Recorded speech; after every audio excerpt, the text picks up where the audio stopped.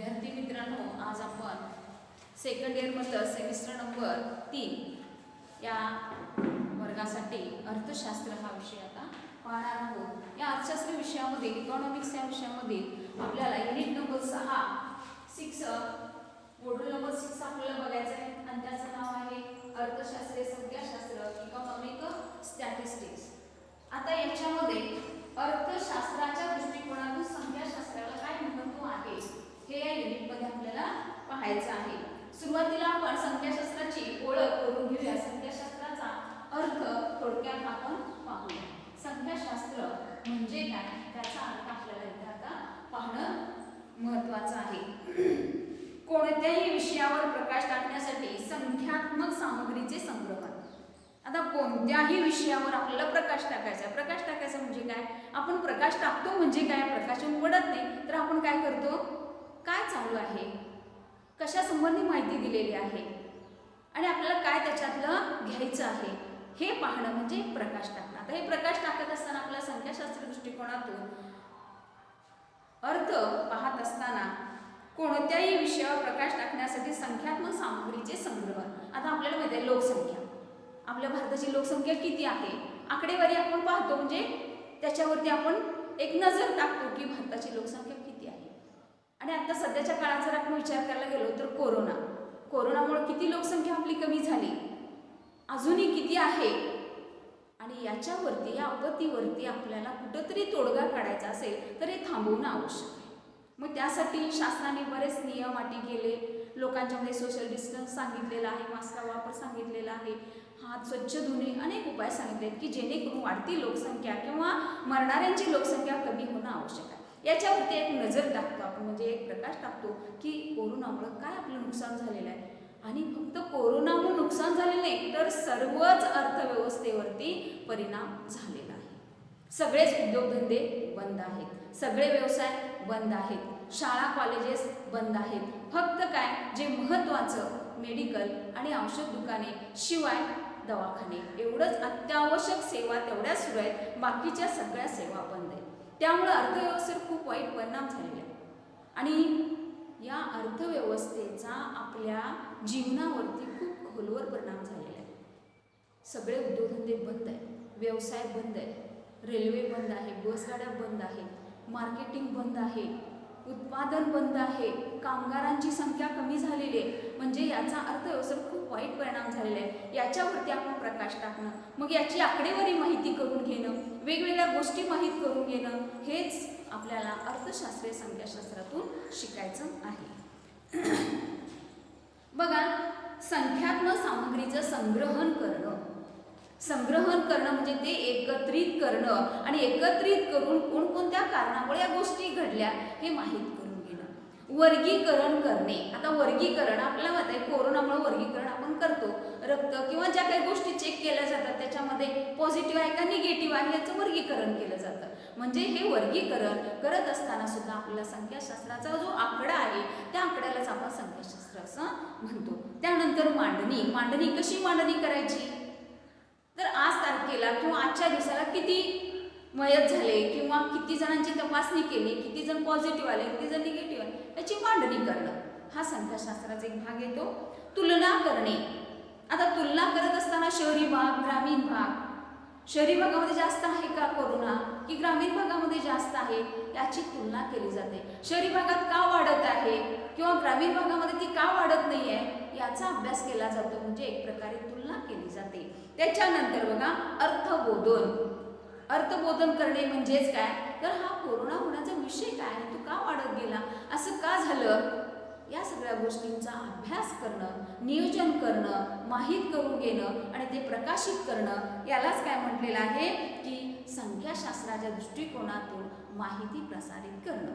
अर्थशास्त्राच्या दृष्टिकोनातून आपल्याला सर्व जनतेला या गोष्टींची माहिती होण्यासाठी या सामग्रीचं संग्रहण करणं, वर्गीकरण करणं, मांडणी, तुलना, अर्थबोधन या संबंधी जे काही आपण माहिती किंवा आकडेवारी पाहतो त्याला संख्याशास्त्र असं म्हटलेलं आहे। संख्याशास्त्र आपल्याला माहिती आहे 11वी 12वी मध्ये ज्यांचा अर्थशास्त्र हा विषय होता त्यांना हे संख्याशास्त्र संख्याशास्त्र त्यांनी अभ्यासलेलं आहे. म्हणजे अर्थशास्त्रामध्ये संख्याशास्त्राचा अभ्यास आपण केलेला आहे.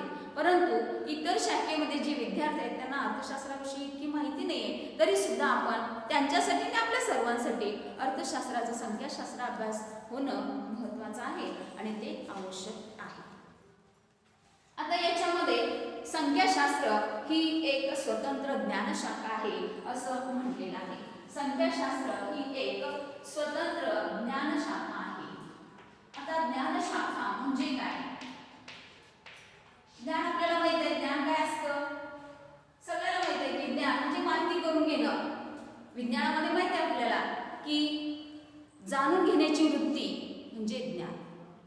जे काही चाललेलं आहे ते समजावून घेणे, माहीत करून घेणे. मग ते तसंच का आहे, असंच का आहे, याच्यावरती काय मार्ग निघतो का, हे ज्ञान आपण आत्मसात करून त्याच्यावरती तोडगा काढला जातो.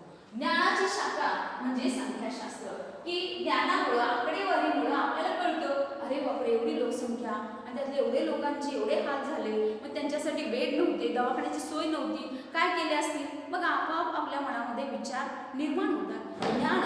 ज्ञानशाखा म्हणजेच काय? आपल्याला माहीत करून घेण्याची जी काही मानसिक वृत्ती आहे ती महत्त्वाची. म्हणजेच काय? प्रत्येक मनुष्याला ही जाणून घेण्याची वृत्ती निसर्गानेच दिलेली आहे आणि त्यानुसार आपण काय करत असतो, ही माहिती काढण्याचा प्रयत्न करत असतो. आता याच्यामध्ये भारतातील चंद्रगुप्त मौर्य यांनी त्या काळामध्ये कौटिल्याच्या अर्थशास्त्रामध्ये संख्याशास्त्राचा वापर पूर्वीच्या काळीच करून ठेवलेला आहे. कौटिल्य यांनी आणि सर रेनॉल्ड फिशर यांनी 1890 ते 1956 या कालावधीमध्ये त्यांनी संख्याशास्त्राविषयी सिद्धांत विकसित करून मोलाचं असं योगदान त्यांनी दिलेलं आहे. 1920 नंतर संख्याशास्त्राचा विकास घडून आला. म्हणजेच काय? पूर्वीपासूनच या संख्याशास्त्राचा अभ्यास पूर्वीच्या लोकांनी केलेला आहे, परंतु त्यावेळेला एवढी प्रगती झाली नव्हती किंवा एवढं इतकं आपण लक्ष दिलेलं नव्हतं.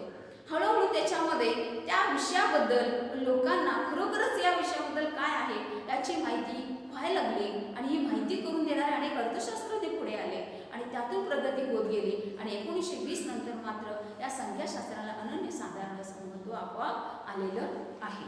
त्याच्यानंतर बघा, विविध संख्याशास्त्राची माहितीचा वापर करून फार मोठ्या प्रमाणामध्ये आपल्या दैनंदिन जीवनामध्ये आवश्यक असणाऱ्या गोष्टींची आपण काय केलेलं आहे, माहिती करून घेतलेली आहे. आता याच्यामध्ये बघा, ही आकडेवारी कशा कशात दिली जाते, तर वृत्तपत्रे आहेत, साप्ताहिक आहेत, सरकारी अहवाल आहेत, पुस्तकं आहेत, आकाशवाणी आहे, दूरदर्शन आहे.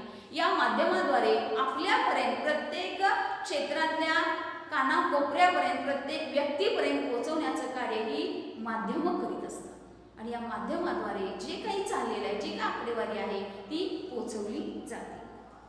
म्हणून आकडेवारी कशाचं निर्देशक आहे हे जाणून घेण्याची उत्सुकता म्हणजे संख्याशास्त्र. एक प्रकारे आकडेवारी देण्याचं कार्य म्हणजे संख्याशास्त्राचा एक भाग आहे असंच म्हणावं लागेल.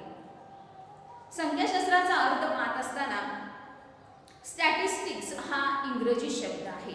सुरुवातीला तो लॅटिन भाषेतून आलेला आहे आणि परत जर्मन भाषेतून तो इटालियन भाषेमध्ये अशा पद्धतीनं या स्टॅटिस्टिक्सचा अर्थ पुढे येत गेला आणि आपण सगळेजण इंग्रजीतून स्टॅटिस्टिक्स या शब्दाचा परत मराठीमध्ये संख्याशास्त्र म्हणून अभ्यास करत आहोत. तर आकडेवारी म्हटलं की मग लोकसंख्या आली, शिक्षण आलं, पशुधन आलं, सैनिक बल आलं, जन्मदर, मृत्यूदर, या सगळ्या गोष्टींची आपल्याला आकडेवारी पाहणं आवश्यक आहे.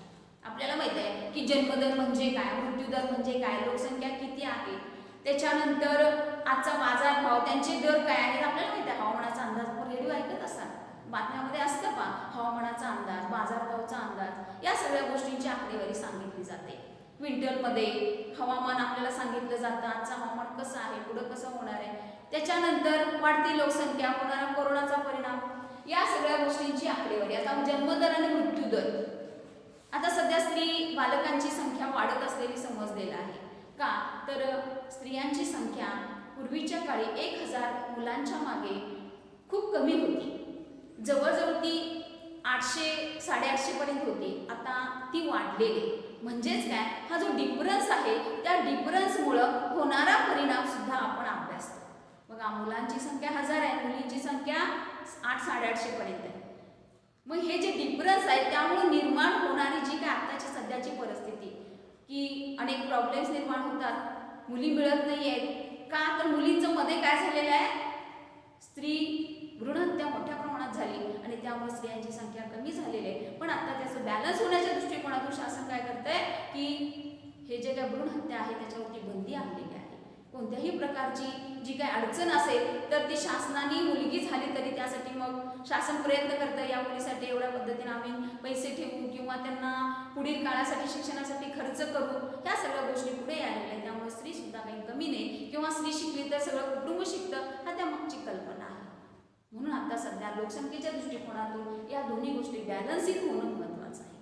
आता हे आपल्याला समजलं कशामुळं, कुणामुळे समजलं, तर या आकडेवारीमुळे समजलेलं आहे की लोकसंख्या याच्यामध्ये स्त्री आणि पुरुषांचं जर बॅलन्स असेल तरच पुढील येणाऱ्या काळामध्ये येणाऱ्या अडचणी, येणाऱ्या समस्या कमी व्हायला मदत होणार आहे. म्हणून संख्याशास्त्रामध्ये, अर्थशास्त्रामध्ये संख्याशास्त्राला खूप महत्त्वाचं स्थान दिलेलं आहे. आता याच्यामध्ये संख्याशास्त्र म्हणजे काय याची व्याख्या पाहणार आहोत. अर्थ व्याख्या, आता व्याख्येमध्ये अनेक अर्थशास्त्रज्ञांनी ही व्याख्या सांगण्याचा प्रयत्न केलेला आहे. याच्यामध्ये A.L. बाहुले यांनी ही व्याख्या दिलेली आहे.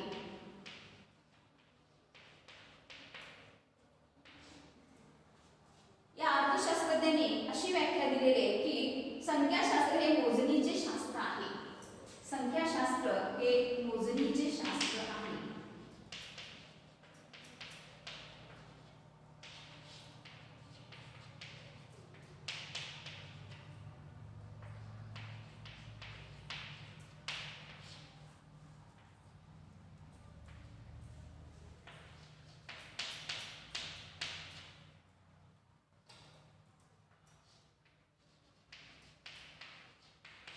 मोजणी, कशा कशाची मोजणी करायचं, तर मांडणी करणं, त्याची आकडेवारी गोळा करणे म्हणजेच काय संख्याशास्त्र होय. संख्याशास्त्राला मोजणीचं शास्त्र असं म्हटलेलं आहे. सेलिंगमन यांची व्याख्या मोठी आहे. ते काय म्हणतायत बघा, संख्याशास्त्र म्हणजे कोणत्याही विषयावर प्रकाश टाकण्यासाठी संख्यात्मक सामग्रीचे संकलन.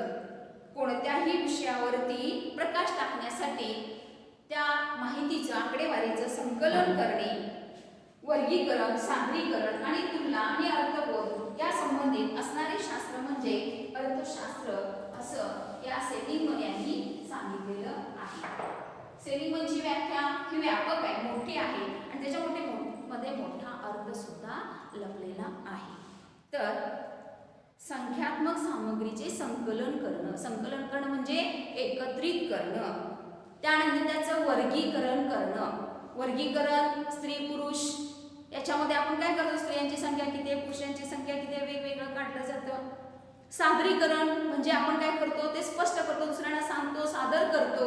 त्याच्यानंतर तुलना करणे, अर्थबोध करणे, यासाठी असणारं शास्त्र म्हणजे संख्याशास्त्र अशी व्याख्या या सेलिंगमन यांनी सांगितलेली आहे. या अर्थशास्त्रामध्ये असणाऱ्या संख्याशास्त्राची आपण थोडक्यात माहिती किंवा अर्थ पाहिलेला आहे. त्याच्यानंतर आपण पाहणार आहोत ते म्हणजे संख्याशास्त्राची काही वैशिष्ट्ये. संख्याशास्त्राची वैशिष्ट्ये.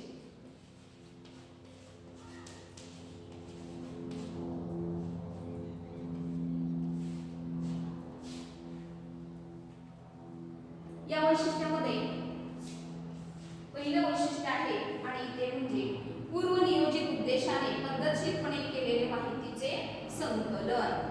माहितीचं संकलन पूर्वनियोजित.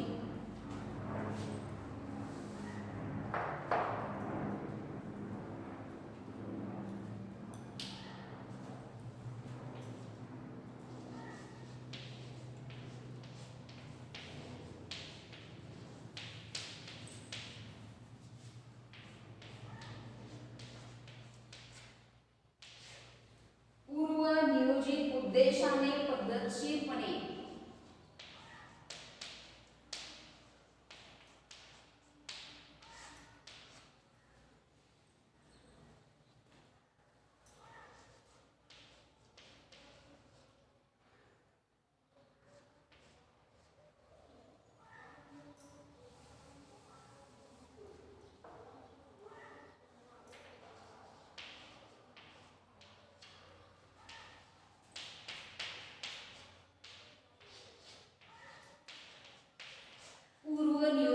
उद्देशाने पद्धतशीरपणे केलेले माहितीचे संकलन, केलेले माहितीचे संकलन.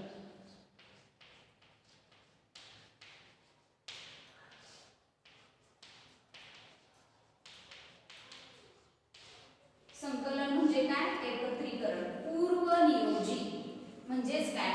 आधीच हे ठरवलेलं आहे, आपण काय प्लॅनिंग करतो आणि प्लॅनिंगनुसार याचं नियोजन झालेलं असतं. पूर्वनियोजित उद्देशाने पद्धतशीरपणे केलेले माहितीचे संकलन म्हणजेच काय? संख्याशास्त्र. या संख्याशास्त्राचं हे पहिलं वैशिष्ट्य आहे. आता सुनियोजित म्हणजे काय? तर याच्यामध्ये सुनियोजित म्हणजे चांगल्या पद्धतीनं पूर्वीच ठरलेल्या योग्य पद्धतीनं केलेलं माहितीचं संकलन करणं आवश्यक आहे. याशिवाय चौकशीचा जो उद्देश आहे तो सुद्धा इथे स्पष्ट झालेला आहे. निश्चित असणे आवश्यक आहे. जे काही आपल्याला उद्दिष्ट स्पष्ट करायचं आहे ते कसं असावं? निश्चित असणं आवश्यक आहे. संशोधकाचा माहितीशी असलेलं संकलन किंवा हेतू स्पष्ट असणं आवश्यक आहे. आपण कशासाठी करतोय, का करतोय, याच्यातून काय आपल्याला बेनिफिट मिळणार आहे, या सगळ्या गोष्टींचं पूर्वनियोजन असणं आवश्यक आहे.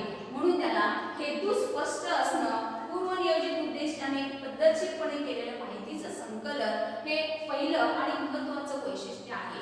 त्याच्यानंतर दुसरं वैशिष्ट्य आहे आणि ते म्हणजे सांख्यिकीय म्हणजे संख्यांची गोळाबेरीज. सांख्यिकीय म्हणजे संख्यांची गोळाबेरीज. आता गोळाबेरीज म्हणजे काय? तर आपल्याला माहिती आहे की भारताची लोकसंख्या म्हटलं की आपण काय करतो? भारताची लोकसंख्या. मग भारतामध्ये किती राज्य आहेत, राज्यामध्ये किती तालुके आहेत, तालुक्यामध्ये किती खेडी आहेत, किती गाव आहेत, या सगळ्यांचं एकत्रित संकलन म्हणजेच काय त्याला म्हटलेलं आहे? गोळाबेरीज.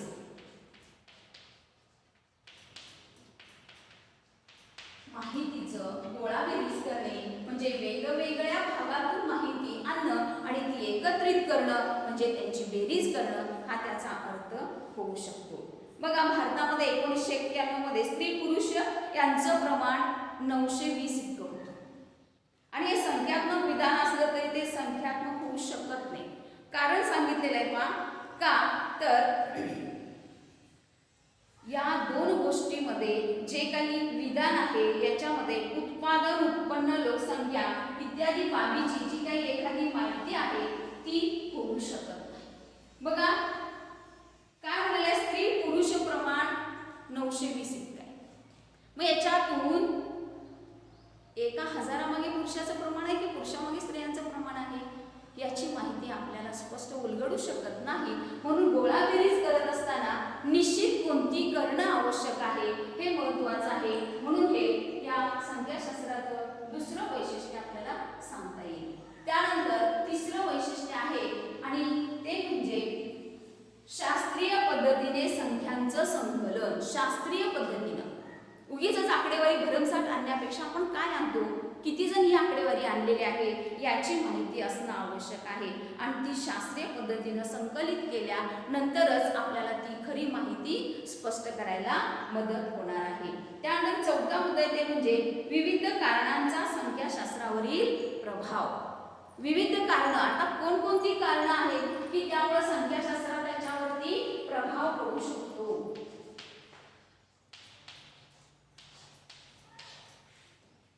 प्रभाव म्हणजे काय? आपण आकडेवारी पाहतो, ऐकतो, त्याच्यानंतर आपला प्रभाव पडतो की काय झालेलं आहे, काय होणं आवश्यक आहे आणि अरे बापरे असं घडतंय का, म्हणजे आपल्या मनातून वेगवेगळे विचार येतात. म्हणजेच काय? त्याच्यावरती आपला प्रभाव पडलेला दिसून येतो. हे पुढचं वैशिष्ट्य आहे. त्याच्यानंतर बघा, संख्याशास्त्र म्हणजे संख्यात्मक विवेचन. आपण जास्त करून आकडेवारीचाच इथं अभ्यास करणं आवश्यक आहे आणि आकडेवारीवरूनच स्पष्टीकरण करणं आवश्यक आहे. म्हणूनच त्याला फक्त जास्तीत जास्त संख्येवरती इथं भर दिलेला आहे. म्हणून असं म्हटलेलं आहे की संख्यात्मक विवेचन. त्याच्यानंतर बघा आपल्याला पुढे जायचं आहे आणि पुढचं जे काही युनिट पाहायचं आहे त्याच्यामध्ये आहे संख्याशास्त्राची व्याप्ती. ठीक आहे, आपण संख्याशास्त्राची वैशिष्ट्ये पाहिली आणि वैशिष्ट्यावर आपल्या लक्षात आलेलं आहे की संख्याशास्त्राचा अर्थ जेव्हा आपण पाहिला त्या अर्थावरून वैशिष्ट्ये आपल्याला अशा पद्धतीने माहिती द्यायला द्यायला मदत करते. म्हणजेच काय, माहितीचं संकलन करणं, गोळाबेरीज करणं, त्याचा प्रभाव इतरांच्यावर पडणे आणि त्याच्यानंतर जो काही अर्थशास्त्रीय दृष्टिकोनातून संख्याशास्त्र म्हणून अभ्यासणारा जो काही घटक आहे तो या वैशिष्ट्यामध्ये आहे असं म्हणायला काही हरकत नाही. त्याच्यानंतर आपण पुढचा भाग पाहणार आहोत ते म्हणजे संख्याशास्त्राची व्याप्ती.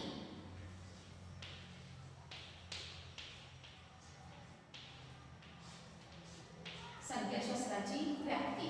आता व्याप्ती म्हटलं की व्याप किती आहे, त्याचा आकार किती आहे, छोटा आहे की मोठा आहे हे पाहणं म्हणजे व्याप्ती पाहणं. आता याच्यामध्ये संख्याशास्त्राची व्याप्ती खूप मोठी आहे. तिची जी काही विशालता आहे ती वाढत चाललेली, सतत वाढते आहे. आणि एखादं क्षेत्र सापडले की ज्यामध्ये संख्याशास्त्रांच्या साधनांचा वापर केला जात नाही अशी कोणतीच शाखा नाही. त्यामुळं सगळ्या शाखेमध्ये या संख्याशास्त्राचा संबंध आहे म्हणून तिचा व्याप मोठा आहे. आता इथं आपल्याला संख्याशास्त्राची व्याप्ती पाहत असताना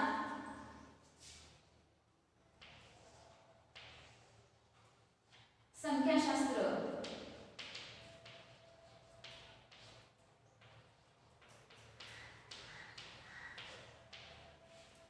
आता या संख्याशास्त्राची जर आपल्याला व्याप्ती पाहायची असेल तर ती कशी आहे हे इथं आपल्याला पाहावं लागेल. संख्याशास्त्र आणि तिची व्याप्ती.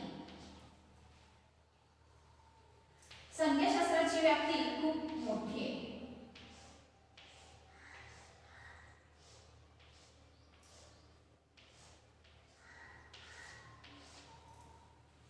पहिल्यांदा याच्यामध्ये आपल्याला संख्याशास्त्र आणि गणित, सुरुवातीला संख्याशास्त्र, गणित, त्याच्यानंतर संख्याशास्त्र आणि अर्थशास्त्र, खगोलशास्त्र, नियोजन, व्यापार, व्यवस्थापन, अंकगणित, सामाजिक शास्त्र, त्याच्यानंतर शैक्षणिक मानसशास्त्र, जीव वैद्यकशास्त्र, युद्ध, भौतिक शास्त्र, त्याच्यानंतर उद्योग, आयुर्विमा, राज्य, लेखाकर्म या सगळ्यांची जी काय आकडेवारी आहे ती या संख्याशास्त्रामध्येच आहे.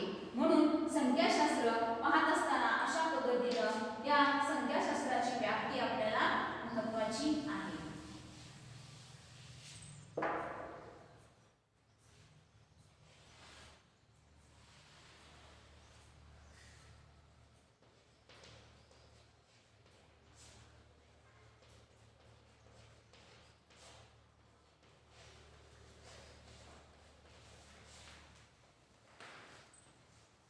खूप मोठा भाग हा संख्याशास्त्रामध्ये आहे.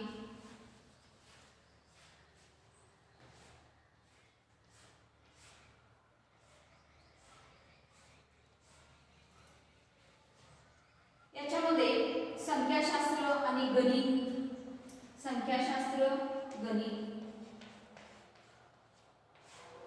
संख्याशास्त्र आणि शासन, संख्याशास्त्र आणि शासन, त्याच्यानंतर संख्याशास्त्र आणि विज्ञान, त्याच्यानंतर संख्याशास्त्र आणि संशोधन, त्याच्यानंतर संख्याशास्त्र आणि व्यापार, त्याच्यानंतर संख्याशास्त्र आणि अर्थशास्त्र,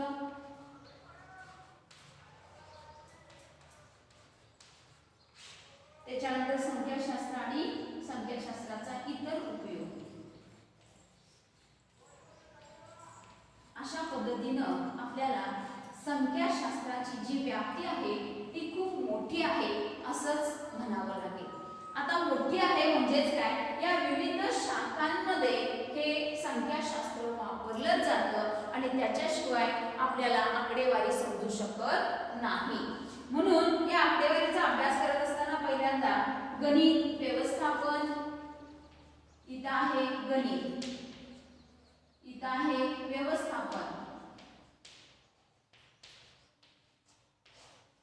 त्याच्यानंतर अंकेक्षण आणि सामाजिक शास्त्र,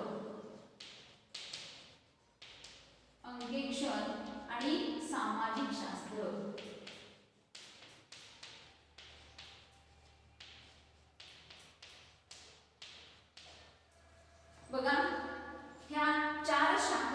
या बाजूला आहेत. त्याच्यानंतर बघा उद्योग, आयुर्विमा, राज्य आणि लेखाकर्म. उद्योग, आयुर्विमा,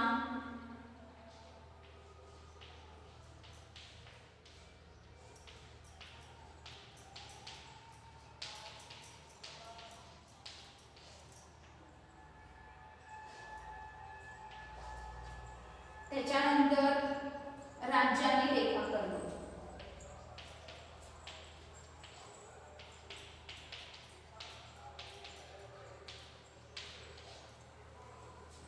त्याच्यानंतर बघा अर्थशास्त्र, खगोलशास्त्र, अर्थशास्त्र, खगोलशास्त्र. त्याच्यानंतर नियोजन आणि व्यापार.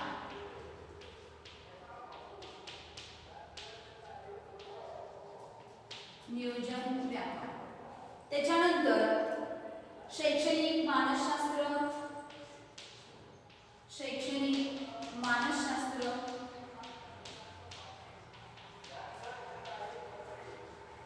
त्याच्यानंतर पुढे जीवशास्त्र आणि वैद्यकशास्त्र. जीवशास्त्र आणि वैद्यकशास्त्र. संख्याशास्त्रामध्ये युद्ध आणि भौतिकशास्त्र हे याच्यामध्ये आलेले आहे. म्हणजे संख्याशास्त्राची व्याप्ती खूप मोठी आहे. या व्याप्तीमध्ये गणित आहे, व्यवस्थापन, नियोजन आहे, अंकेक्षण म्हणजे अंकांचा अभ्यास हा संख्याशास्त्रामध्ये केला जातो. त्यानंतर सामाजिक शास्त्र, समाजामध्ये राहत असताना समाजामध्ये झालेला बदल, सामाजिक ज्या काही गोष्टी शास्त्रामध्ये येतात त्याचं या संख्याशास्त्रामध्ये महत्त्वाचं स्थान आहे. त्यानंतर राज्य, लेखाकर्म, आयुर्विमा, उद्योग यांचाही या संख्याशास्त्रामध्ये समावेश होतो. त्यानंतर अर्थशास्त्र, खगोलशास्त्र, नियोजन आणि व्यापार यांचाही अर्थशास्त्रामध्ये समावेश होतो. त्यानंतर शैक्षणिक मानसशास्त्र, जीवशास्त्र, वैद्यकशास्त्र, युद्ध आणि भौतिकशास्त्र या सर्वांचा या संख्याशास्त्रामध्ये समाविष्ट झालेला दिसून येतो. म्हणजे या सर्वांनी युक्त इतकं व्याप्ती या संख्याशास्त्राची आहे. का तर प्रत्येक गोष्टीमध्ये आकडेवारी महत्त्वाची आहे आणि आकडेवारी असल्याशिवाय आपल्याला माहिती स्पष्ट होऊ शकत नाही. संख्या किती आहे हे सांगणं म्हणजे एक प्रकारे संख्याशास्त्राचा अभ्यास करणं. म्हणून स्टॅटिस्टिक्सचा अभ्यास अर्थशास्त्रामध्ये आलेला आहे. का तर अर्थशास्त्रामध्ये आर्थिक गोष्टींचा अभ्यास केला जातो. मग आर्थिक गोष्टी म्हटलं की या सगळ्या गोष्टींचा त्याच्यामध्ये समाविष्ट असणं आवश्यक आहे. म्हणून अर्थशास्त्रामध्ये संख्याशास्त्राची व्याप्ती खूप मोठी आहे असं म्हणावं लागेल. संख्याशास्त्र आणि गणित, गणित आहे म्हणून संख्याशास्त्राचा अभ्यास आपल्याला करता येतो. शासन, शासन म्हणजे काय तर शासनासाठी लागणारे जी काही वेगवेगळी माहिती आहे ती याच्यामध्ये मिळत असते. बघा वाहतूक, संरक्षण, रेल्वे, व्यापार, कृषी इत्यादी क्षेत्रातील नियोजन करण्यासाठी आपल्याला शासन या प्रश्नांची उकल करण्यासाठी संख्याशास्त्राचा वापर केला जातो. त्याच्यानंतर बघा संख्याशास्त्र आणि विज्ञान.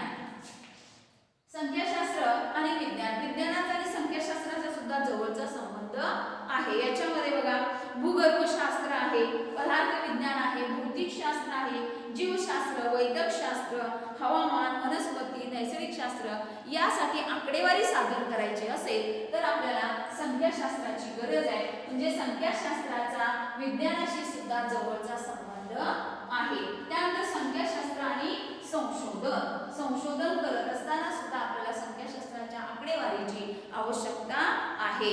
याच्यामध्ये बघा संख्याशास्त्राचा उपयोग अपरिहार्य आहे. म्हणजेच काय संख्याशास्त्राचा उपयोग होतच नाही असं नाही आहे. संख्याशास्त्राशिवाय कोणत्या गोष्टीच होत नाहीत म्हणून ती अपरिहार्य आहे. याच्यामध्ये बघा विज्ञान आहे, कला आहे, व्यवस्थापन आहे, अर्थशास्त्र आहे इत्यादी क्षेत्रातील जे काही संशोधनाचं कार्य आहे ते संशोधनाचं कार्य करण्यासाठी या संख्याशास्त्राचा आपल्याला उपयोग होणार आहे. त्याच्यानंतर माहिती संकलित करणे, वर्गीकरण करणे, सादरीकरण करणे, विश्लेषण, संख्यात्मक माहितीचं स्पष्टीकरण या सगळ्या गोष्टीसाठी आपल्याला संख्याशास्त्राचं संशोधनासाठी इथं महत्त्वाचा भाग मानलेला आहे. आता व्यापार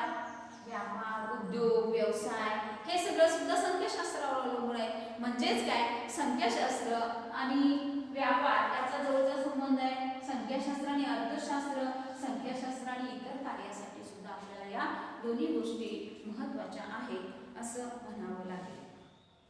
आता इतर उपयोग म्हटले की याच्यामध्ये काय येतं बघा, व्यापार आलं, लेखाकर्म, व्यवस्थापन, बँक, त्यानंतर नैसर्गिक शास्त्र, सामाजिक शास्त्र, विमा, वाहतूक, शासन या सगळ्या गोष्टींचा समावेश इतर मध्ये येतो. म्हणजे सर्व क्षेत्रामध्ये आपल्याला या संख्याशास्त्राचा उपयोग होतो असंच म्हणावं लागेल. ठीक आहे, तर संख्याशास्त्राचा जी काही व्याप्तीचा अभ्यास आपण करत आहे त्या व्याप्तीमध्ये या सगळ्या शाखा येतात आणि अर्थशास्त्राची व्याप्तीमध्ये सुद्धा या सगळ्या मोठ्या अभ्यासक्रमाचा समावेश संख्याशास्त्रामध्ये आहे. म्हणून संख्याशास्त्राची व्याप्ती खूप मोठी आहे असंच म्हणावं लागेल.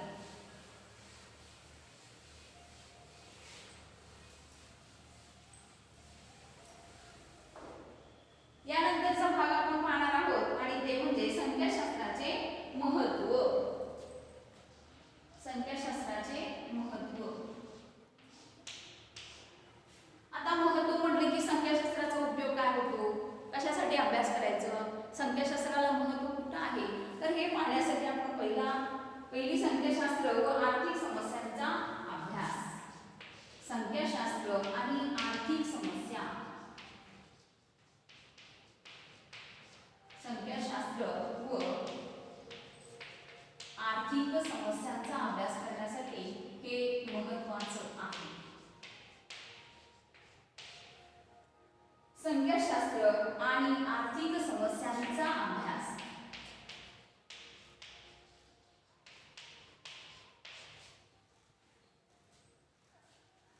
आर्थिक समस्या ह्या कशावरून समजतात, संख्याशास्त्रावरून, आकडेवारीवरून समजतात. आणि आकडेवारीमध्ये काय काय आहे तर उत्पादन किती होतं शेतामध्ये, उत्पादन किती केलं जातं, प्राथमिक क्षेत्रामध्ये उत्पादन किती होतं, कोणकोणत्या पिकांचं उत्पादन होतं, किती प्रमाणात होतं याची आकडेवारी मिळते.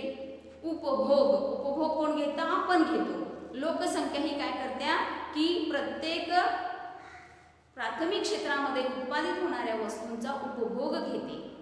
उपभोग किती घेतला जातो, उत्पन्न किती आहे, संपत्ती किती आहे, वाटप किती आहे, किंमत किती आहे, विक्री, गुंतवणूक इत्यादी सगळ्या गोष्टींचा प्रभाव आणि यामधील असलेली भिन्नता आर्थिक समस्या समजावून घेण्यासाठी संख्याशास्त्राचा अभ्यास होणं आवश्यक आहे. म्हणजे अर्थशास्त्र म्हटले की याच्यामध्ये काय येतं, उत्पादन आहे, उपभोग आहे, उत्पन्न आहे, त्याच्यानंतर नियोजन आहे, वाटप आहे. या सगळ्या गोष्टींचा अभ्यास करण्यासाठी, विक्री, गुंतवणूक, किमतीचा अभ्यास करण्यासाठी संख्याशास्त्राचा उपयोग होतो. बघा याच्यामध्ये काय दिलेलं आहे तर उत्पादन आहे, उत्पादन, उपभोग, उत्पन्न, त्याच्यानंतर संपत्ती, त्याच्यानंतर वाटप, त्याच्यानंतर विक्री, गुंतवणूक,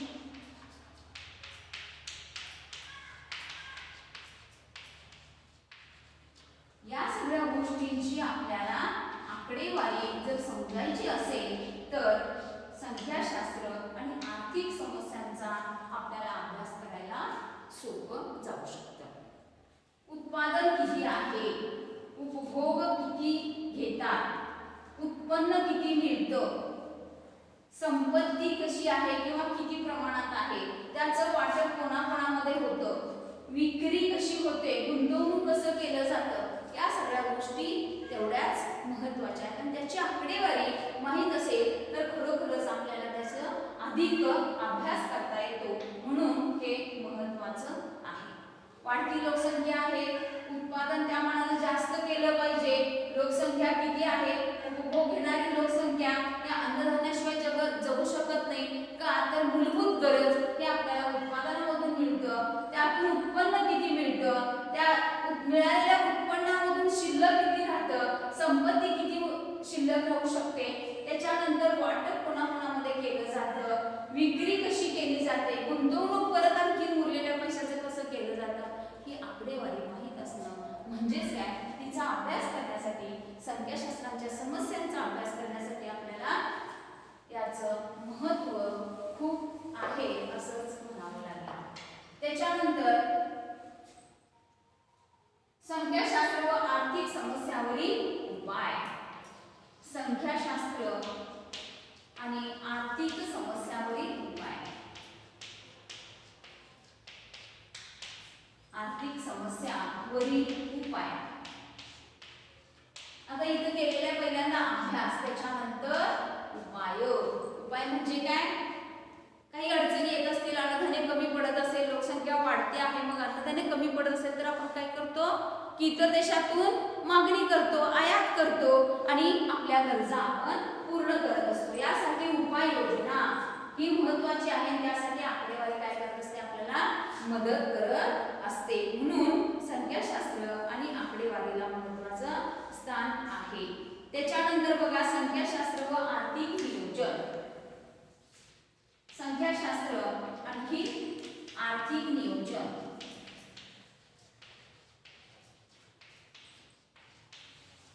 आता नियोजन करायचे आपल्याला, प्लॅनिंग करायचे आहे आणि यासाठी संख्याशास्त्राची गरज आहे. ह्या वर्षी आपण काय केलेलं आहे की आर्थिक समस्यांचा अभ्यास केला, त्याच्यावरती उपाय शोधून काढले. आता पुढच्या वर्षी आपण काय केलं पाहिजे, असंच जर आपण आयात करत बसलो तर आपलं काय होणार आहे, निर्यात कमी होणार आहे आणि आयातच आपण जास्त करायला लागलो तर आपलं नुकसान होणार आहे, आपला खर्च वाढणार आहे. परकीय देणी आपण देण्यासाठी आपण काय होणार आहे की त्यांचं देणं लागणार आहे आपल्यावरती, का तर आपण जास्तीत जास्त आयात करतो. परंतु जर आपण नियोजन केलं, प्लॅनिंग केलं की आपलं उत्पादन वाढवलं पाहिजे, वाढती लोकसंख्या, या लोकसंख्याच्या गरजा पूर्ण करायच्या असतील तर उत्पादन वाढवलं पाहिजे. मग यासाठी कोणतं बियाणं वापरलं पाहिजे, किती प्रमाणात उत्पादन घेतलं पाहिजे आणि उत्पादन वाढीसाठी काय केलं पाहिजे, या गोष्टीसाठी आपण काय केलं पाहिजे, नियोजन केलं पाहिजे. आणि त्यासाठी संख्याशास्त्राचा आपल्याला आधार मिळत असतो. त्याच्यानंतर बघा आर्थिक नियमांचं स्पष्टीकरण. आर्थिक नियमांचे स्पष्टीकरण. संख्याशास्त्र आणि आर्थिक नियम यांचं स्पष्टीकरण आपल्याला पाहायचं आहे. आर्थिक नियमांचे स्पष्टीकरण.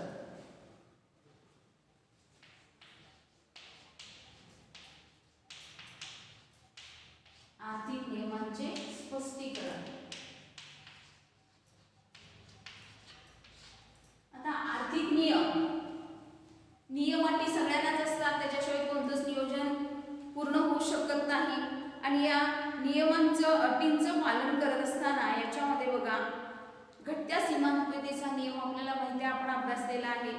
मागणीचा नियम आपल्याला माहिती आहे. आणि या विविध नियमांचं स्पष्टीकरण आणि पडताळणी संख्याशास्त्राच्या मदतीने करणं शक्य आहे.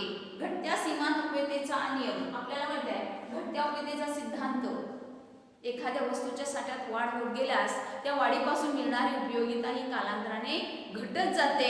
या घटत्या सीमान्वितेचा सिद्धांत आहे. म्हणून एखाद्याकडे जास्त जर वस्तू असतील तर त्याची उपयोगिता त्याला इतकं वाटत नाही, पण ज्याच्याकडे नाही आहे त्याच्याकडे देणं म्हणजे त्याला उपयोगिता त्याची वाढेल आणि याची कमी होणार होती ती बॅलन्स होईल. म्हणजे अशा पद्धतीने घटत्या सिद्धांताचा नियम आपल्याला या संख्याशास्त्र आणि नियोजन करण्यासाठी उपयोगी पडू शकते. त्यानंतर मागणीचा नियम. मागणीचा नियम कसा आहे की एखाद्या वस्तूची किंमत वाढली की मागणी कमी होते आणि किंमत कमी झाली की मागणी वाढते. मग अशा वेळेला काय केलं पाहिजे, वस्तूच्या किमती वाढवायच्या की कमी करायचं, या नियमांचा सुद्धा आपल्याला संख्याशास्त्रासाठी उपयोग होतो. म्हणजेच काय तर ही आकडेवारी आपल्या समोर असेल तर आपण कोणत्या पद्धतीनं आपलं बॅलन्सिंग करायचं किंवा आपलं नियोजन करायचं किंवा आपल्या संख्याशास्त्राच्या आकडेवारीवरून काय करणं आवश्यक आहे, त्यासाठी महत्त्व लक्षात घेण्यासाठी संख्याशास्त्र आपल्याला उपयोगी पडलेलं दिसून येतं. त्यानंतर आर्थिक संशोधन. संख्याशास्त्र आणि आर्थिक संशोधन.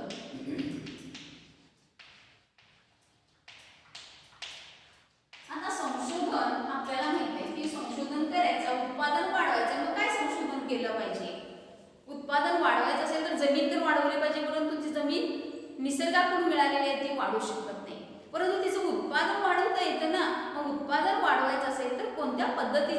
बियाणं वापरलं पाहिजे, किती कालावधीमध्ये हे पीक निघू शकतं याचं नियोजन केलं पाहिजे. म्हणजे हा एक संशोधनाचा भाग. संख्याशास्त्रामध्ये आर्थिक संशोधनालाही महत्त्व आहे, म्हणून याचा अभ्यास करणं आवश्यक आहे. त्यानंतर कल्याणकारी अर्थशास्त्र. कल्याणकारी अर्थशास्त्र, आता शेवटी कल्याणकारी म्हणजे कल्याण हेच आपल्या अर्थशास्त्राचा मुख्य उद्देश आहे. कल्याणकारी अर्थशास्त्र.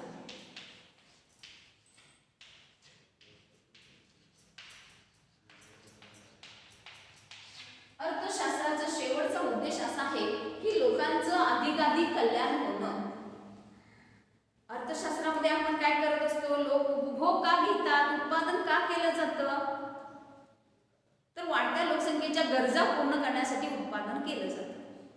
आता हे उत्पादन करत असताना लोकांच्या गरजा किती आहेत, मग ती गरज भागवलं तर काय होतं की वस्तूमध्ये मानवी गरज पूर्ण करण्याची क्षमता आहे, म्हणून मनुष्य काय करतो, आपली गरज पूर्ण करतो. गरज पूर्ण झाली की काय होतं, माणसाला समाधान मिळतं. समाधान होणं म्हणजे मानवाचं कल्याण होणं, आणि कल्याण झालं की पुढील आणि कार्यासाठी तो काय करत असतो, वेगवेगळ्या पद्धतीने आपली कार्य करत असतो. म्हणजे कल्याणकारी अर्थशास्त्र हे पूर्ण करण्यासाठी संख्याशास्त्राला महत्त्वाचं स्थान दिलेलं आहे.